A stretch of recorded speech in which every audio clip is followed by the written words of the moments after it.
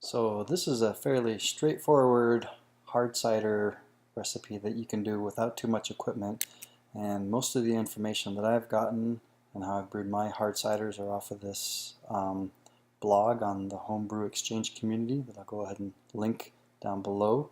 And they have a nice blog on how to make hard cider. You can make it from starting from apples and crushing those to juice. But since I don't have all that equipment, one of the easier ways to do it is just to buy the apple juice. So you can go to Costco or Safeway, get some nice organic apple juice, and then you can basically use that apple juice that you get from Costco or Safeway. You can add yeast to it, and then you can add a little bit of sugar if you want to boost the alcohol, which I like to do, and then you can brew hard cider from that. So here I've set up a video where I go through some of those steps on how to brew hard cider.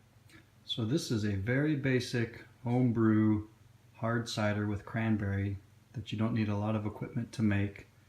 We're starting off with Costco Kirkland apple juice. We have 4 gallons here. We're going to add some cranberry to this one. This is the Kirkland cranberry. We're going to use some regular white cane sugar to boost the alcohol level. We have a yeast here. This is a white wine yeast, Lalvin D47. And we have a fermentation bucket. This is a basic homebrew fermentation / bottling bucket that you can use to ferment beer or hard cider or wine and for bottling. And then we have our sanitizer. This is called Star San. This is an acid-based sanitizer. You mix 1 ounce of this with 1 gallon of water and use this to basically sanitize anything that your juice is going to come into contact with. So with a hard cider, actually you need all the equipment that you would need for brewing beer. So you don't need a burner or wort chiller. You really just need the cider, yeast, sanitizer, and your fermentation bucket. And that'll at least get you started for making a hard cider.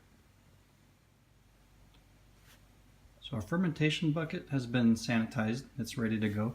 So I'm going to go ahead and take the lid off here. Then I'm going to open up these apple juices, these 4 gallons of apple juice. I'm going to add that to our fermentation bucket. Everything's sanitized.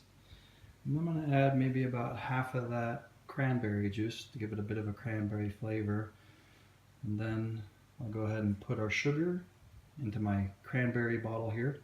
Shake that up a bit for a little while. Hopefully that's going to dissolve into my cranberry juice. And then I'll finally add the cranberry juice, so that we'll have 4 gallons of apple juice and about 3/4 of a gallon of cranberry juice, bringing me up to almost 5 gallons, which is the standard size of a batch. So here I've added my 4 gallons of apple juice. See my empty containers here. And about half of the cranberry juice. And I'm going to try and put 2 pounds of sugar into this to dissolve it a bit before I pour it into my batch here. Hopefully this has enough room to hold this. Let's see what happens. Like I said, everything that's coming in contact with the juice and the sugar has been sanitized, including my bowl here and my funnel. Looks like that held all of my sugar. I'm going to go ahead and shake this up and see if I can dissolve the sugar into here. Okay, so my 2 pounds of sugar, surprisingly enough, dissolved into this cranberry container with about half of the cranberry in here quite nicely. Looks pretty well dissolved. So I'm going to go ahead and add that to my batch here. This is going to bring us up to about 4.75 gallons, almost a 5 gallon batch. I've made this recipe before using this Kirkland apple juice and the same yeast and have had really good results.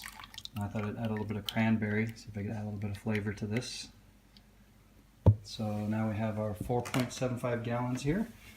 We're going to go ahead and pitch the yeast, which basically means I just cut open this dry yeast, white wine yeast packet. I'm going to sprinkle that on top. I'm going to put the lid on it, and then I'm going to give it a good shake to really distribute that yeast to try and get the fermentation process going. Before I do that, what I'm probably going to do here is I'm going to measure the specific gravity. And that'll tell me essentially how much sugar is inside this batch. And once it's done fermenting, I can measure it again. And when I look at the difference between how much sugar started in the batch and how much sugar I had at the end of it, or my gravity at the end of it, that'll tell me how much alcohol or the alcohol by volume percentages in the batch. You don't have to do this, but it's just kind of nice to know what your alcohol content is. Okay, so I'm ready to pitch my yeast. I did pull a sample off of here so I can measure the specific gravity, see how much sugar is in there, and I really like the color. So far it has a apple juice color, hard cider color, with a little tinge of red, so I think the color is going to be really nice on this. So I'll measure that in a minute. Now I've got my yeast here, I've cut that open. Now to pitch the yeast, we basically just sprinkle that on the top here.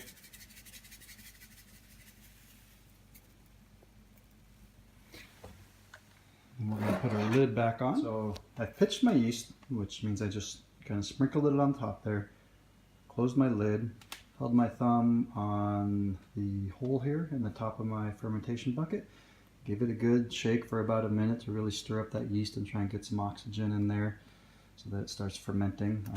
Before I did that, I did take a sample here. Hydrometer is showing about 1.070, 1.072, and typically most of the sugar will ferment out of the cider, so you get pretty close to 1.00, 1.010, so that'll bring me up to about an 8 to 9% alcohol level. So airlock is basically keeps any bad stuff from getting into your fermentation bucket, like any bacteria or anything else floating around in the air. It allows the CO2 to escape while your cider is fermenting, but keeps anything else from getting into that. So we'll just put that airlock into our fermentation bucket here. Now this is pretty much ready to go. The last batch I did of this with 2 pounds of sugar in this yeast, it took quite a while for everything to ferment out. And while it's fermenting, you'll see in your airlock that air bubbles are coming out. That's the CO2 being released while all the sugars are being fermented into alcohol. But once you're done fermenting in your fermentation bucket, you have a couple of options. What I typically do is I'll take this and I'll put it into a glass carboy.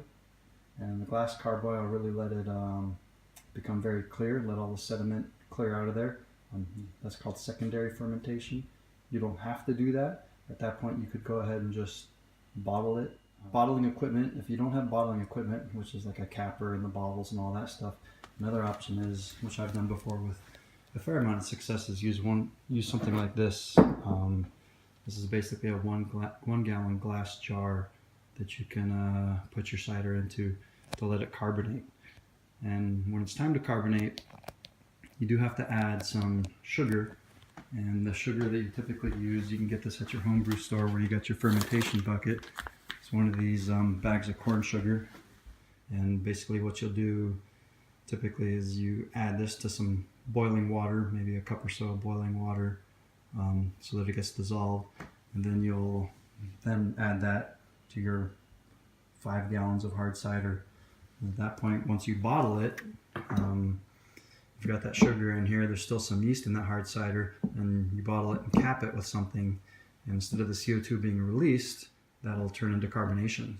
Bottling requires a little more work because you need the bottles and the capper and all that good stuff. A couple things that I forgot to mention during the video is that you can get most or all of the supplies in this video from your local homebrew or wine store, such as your fermentation bucket, your yeast, and your sanitizer. And when it comes to sanitizing your fermentation bucket, once you have your solution mixed up, 1 ounce of the Star San to 1 gallon of water, you can just pour some of that into your fermentation bucket, close the lid, put your thumb on the hole, and just give it a good shake so the entire inside of the fermentation bucket gets covered with that. Then you can pour it out. And you can use the spigot in your bottling bucket. When it's time to do the bottling, ideally you would get a hose from your homebrew store.